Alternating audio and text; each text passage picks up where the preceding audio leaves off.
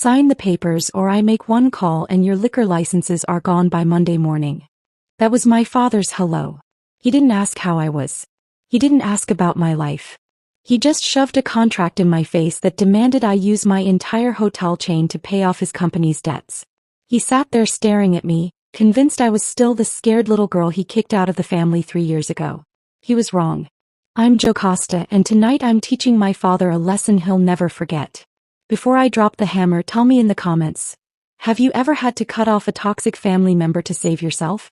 I want to know I'm not alone. I didn't sign. I just let the tip of the expensive fountain pen hover over the paper, watching the ink bleed slightly into the fiber. The room was suffocating. My father, James, sat at the head of the table like a king on a crumbling throne, swirling his scotch, waiting for me to capitulate. To him, this was just a transaction. He thought he was disciplining a wayward child, forcing me back into the fold with the threat of financial ruin. He saw the 26-year-old girl who used to beg for his validation. He didn't see the 29-year-old CEO who had spent the last 3 years turning rejection into a fortress. I looked past him to the corner of the room. My husband, Caleb, was sitting at a small folding card table set up near the kitchen door. James hadn't allowed him at the main dining table. The help doesn't sit with shareholders, he had sneered when we arrived. Caleb didn't argue. He just sat there with a quiet, dangerous dignity, catching my eye and giving me a nearly imperceptible nod. He knew why we were here. He knew what was in my purse. My eyes drifted to my brother, Thomas. He was 26, wearing a suit that cost more than my first car, nervously tapping away on his phone. He couldn't even look at me. He was the reason James needed this bailout, though he probably didn't understand the full mechanics of it. He was the golden child, the one who never had to work for anything, and yet looked perpetually exhausted by the weight of being useless. James cleared his throat, a sharp, impatient sound. Stop stalling, Jocasta. The ink is drying. You sign that and we forget you ever tried to run away. We become a family again. Family. The word almost made me laugh. I remembered what family meant to James. 3 years ago, 24 hours before my wedding, I received an eviction notice for our venue. It wasn't a clerical error. James owned the building through a shell company. He canceled the lease the night before the ceremony just to show me he could. I ended up marrying Caleb in a rushed City Hall appointment, wearing a dress I bought off the rack an hour before because my custom gown was locked inside the venue he'd shuttered. He thought that humiliation would break me. He thought I'd come crawling back, begging for a reception. Instead, David and I used the deposit money we saved to put a down payment on a derelict building in Brooklyn. That building became our first hotel. James tried to bury me, but he just planted the seed of his own destruction. But that wasn't the worst of it. The worst was Mom. I looked at the empty chair across from James. 2 years ago, when Mom got sick, there was an experimental treatment in Switzerland. It was expensive. I didn't have the liquidity yet. I asked James to help.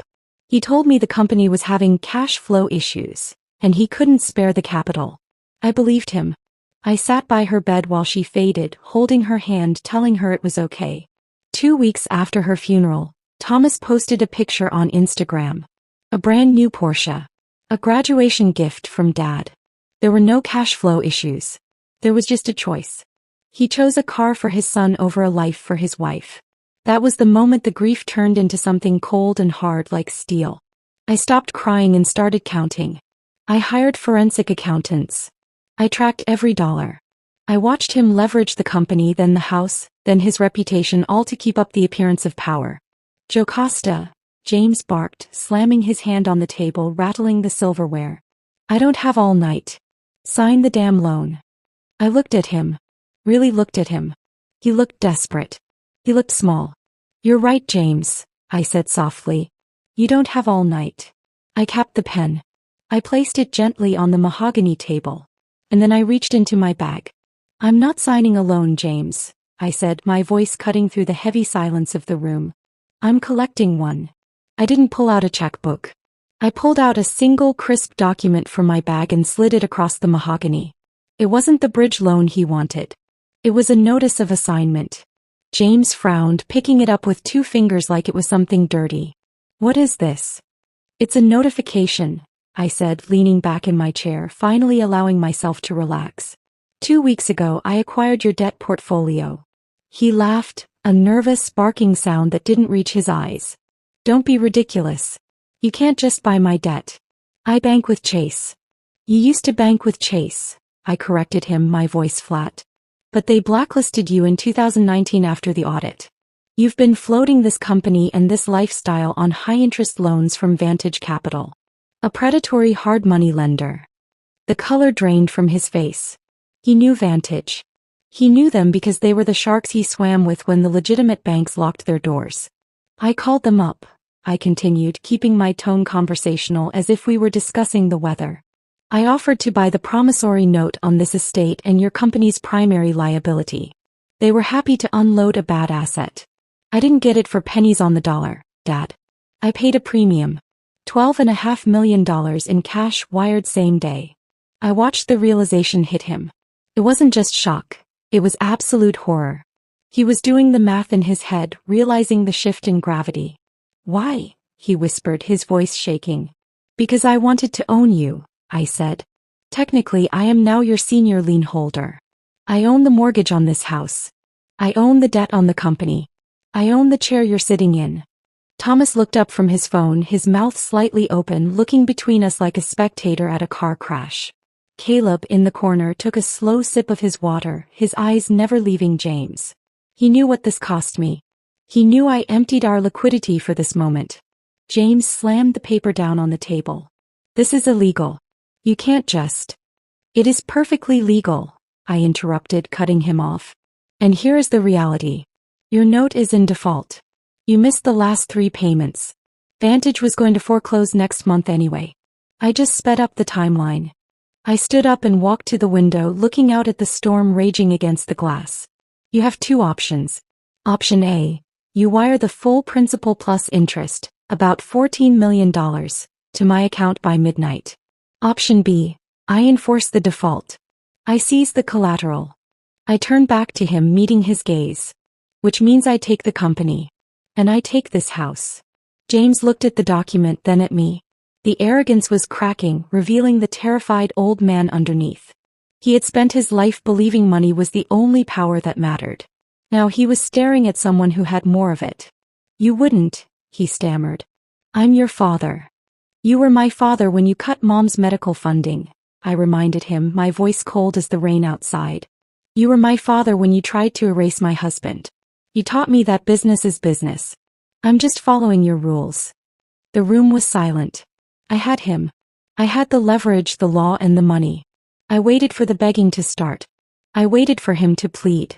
But James didn't crumble. Instead, a slow, ugly smile spread across his face. He chuckled, a low sound that made the hair on my arms stand up. He reached for his tablet, which was resting face down on the table. You think you're so smart, Jocasta, he said, his voice dropping an octave. You think you've checkmated me. He tapped the screen and turned it toward me. But you forgot one thing. I knew you were coming. And I prepared a welcome gift. He turned the tablet around. On the screen was a spreadsheet. It wasn't a corporate balance sheet or a profit and loss statement. It was a log of cash deposits into my hotel chain's operating accounts. February 4th, $9,000. February 11th, $9,500. February 18th, $8,000. I scanned the list. There were dozens of them. All under $10,000. All made in cash at various bank branches across Manhattan and Queens. Do you know what that looks like to the IRS, Jocasta? James asked, his voice dripping with mock concern. It's called structuring. Or in street terms, smuffing. It's the primary method used by cartels to launder dirty money. It is a federal felony carrying a minimum 5-year sentence. I looked up from the screen. I didn't authorize these deposits. It doesn't matter, James smiled, leaning back, the fear in his eyes replaced by the glint of a predator who has sprung his trap. The money went into your accounts. From an anonymous source. If I send this file to the FBI, they won't look for the depositor. They'll look at the beneficiary. They'll freeze your assets. Your stock price will zero out before the handcuffs are even on your wrists. He took a sip of his scotch. So here is the new deal. You forgive my debt. You tear up that notice of assignment. And in exchange, I don't send you to federal prison. The room spun for a second. It was a good trap. Dirty, brutal, and effective. If those records went public, the investigation alone would destroy the merger I had spent 5 years building. I looked at Thomas.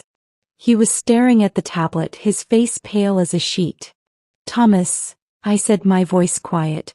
Did you make these deposits? He swallowed hard, looking at James, then at me. I deposited the envelopes Dad gave me. Yes. Why? Because he said you were in trouble. Thomas burst out, his voice cracking. He said the hotels were bleeding cash because of the expansion. He said we had to help you anonymously because you were too proud to take our money. He called it the Legacy Protection Fund. I looked at my brother. Really looked at him. He wasn't a co-conspirator. He was a weapon. James had groomed him for 26 years for this exact moment. He had coddled Thomas, paid his way, shielded him from every consequence, not out of love but to keep him soft. To keep him pliable. Thomas was the golden child, but gold is a soft metal. It bends easily. James had molded him into a suicide bomber, strapped a vest of financial crimes to his chest, and sent him into my bank without Thomas even knowing he was holding the detonator. This was the ruin of blind love. James didn't love his son, he consumed him. He viewed Thomas as an extension of himself, a limb to be used and severed if necessary to save the head. You used him, I said to James. You set up your own son to commit a federal crime just to frame me. James shrugged, unbothered. He's a good boy. He does what he's told. Unlike you. Thomas made a small choked sound. Dad? You told me it was legal. You said it was a gift tax loophole. Shut up, Thomas, James snapped, not even looking at him. He kept his eyes locked on me. Tick-tock, Jocasta. The FBI tip line is open 24 hours. Tear up the debt note. He thought he had won. He thought he was the only one playing chess while the rest of us were playing checkers. He thought that because I was his daughter I would be paralyzed by the threat of scandal. But he forgot one thing. I wasn't the daughter he raised anymore. I was the CEO who audited her own books every single Friday. I let a small, cold smile touch my lips. You're right, James, I said. Structuring is a felony. And the FBI takes it very seriously. I reached for my phone. I tapped the screen 3 times. It wasn't a frantic search for a lawyer. It was a simple biometric login to my secure corporate mail server. Who are you calling? James sneered, confident that he was watching a rat scurry in a cage. Your lawyer can't help you. Once I send this to the feds, the freeze is automatic. I'm not calling anyone, I said, my voice steady. I'm looking for an email from 45 days ago. I found it. I expanded the attachment and slid the phone across the table, right next to his tablet. Read the subject line. James frowned, annoyed that I wasn't begging yet. He looked down. His eyes narrowed, trying to comprehend the bureaucratic header. Submission confirmation. Suspicious activity report. SAR. Filing ID 399-20XC. Agency. Finfin. What is this? He asked, his voice losing a fraction of its edge. That, I said, leaning forward, is the receipt for the report I filed with the Financial Crimes Enforcement Network 6 weeks ago. I watched the color drain from his face. It was slow at first, then all at once, leaving him looking gray and old. You see, James, when you run a legitimate business, something you haven't done in decades, you have automated compliance software. My system flagged those cash deposits the second they hit the structuring threshold. It lit up my dashboard like a Christmas tree. I stood up and walked around the table, standing behind Thomas, who was trembling in his chair. I didn't hide the money, I said calmly. I filed SAR against unknown parties attempting to use my accounts for structuring. I delivered the evidence to Treasury myself. I'm the whistleblower here, Dad, not the suspect. In high finance, silence destroys you. James thought secrecy was power. He didn't understand compliance weaponized. By refusing the funds and reporting them immediately, I made myself a witness before the crime was complete. He had tried to trap me in the dark. I had turned on the floodlights. You reported your own brother? He stammered. No. I reported suspicious activity, I replied. You just identified the suspect. I tapped the tablet in his hands. 5 minutes ago, the FBI was hunting an anonymous depositor. You just confessed. Motive, method, and identity. The device slipped from his fingers. You can't do this, he hissed. You're my daughter. And you tried to frame me for a federal felony, I shot back. Then blackmailed a cooperating witness. That's obstruction. Witness tampering. You just turned a financial crime into a RICO case. Thomas stared at him, tears streaking down his face. You set me up, he whispered. I did what I had to do. James roared. You don't anymore. I raised my phone. You're not threatening me.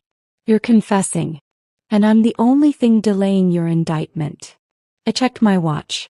Banks open at 9. The FBI works all night. Fear finally cracked him. What do you want? I want you gone. This is my house. No, I said evenly. It's about to belong to the federal government. I gestured to the room. You ran the scheme from this address. Use this Wi-Fi. This office. That makes the property an instrument of the crime, subject to forfeiture. This house is now evidence. His gaze swept the walls, the art, the life he'd built. And since I filed that ER 6 weeks ago, I added, my attorneys received a subpoena yesterday. I'd wager the agents arrive tomorrow morning. I leaned closer. If you're here, they take you in pajamas. If you leave now, maybe you call a lawyer first. It was a bluff. He didn't know that. You're lying, he whispered, already reaching for his coat. I just recorded you threatening a federal witness, I said. Stay and I forward it. Leave quietly and maybe I don't. The house fell silent except for the storm. James searched my face for the daughter he remembered. She was gone. You're a monster, he spat. I'm a Sioux, I corrected. Evicting a non-paying tenant. Caleb opened the front door. Wind and rain tore inside. James hesitated, then fled into the night. Thomas. Get in the car. Thomas didn't move. You put my name on the deposits, he said hollowly. You made me the fall guy. James cursed and vanished into the storm. Thomas sank back into his chair. I'll wait for the FBI. We left without packing. The drive back to the city was quiet, the storm fading. For the first time in my life, the pressure in my chest was gone. I'm assigning the deed to the bank, I told Caleb. Let them seize it. I don't want the money. I just want clean hands. My phone lit up with Thomas's messages. I texted my lawyer instead. Represent my brother. Get him a deal. Send me the bill. Keep him away from me. Then I blocked everyone else. Legacy my father believed was what you built. He was wrong. Legacy is what you refuse to carry. I left behind his debt, his shame, and his collapse. I kept my integrity. And drove on.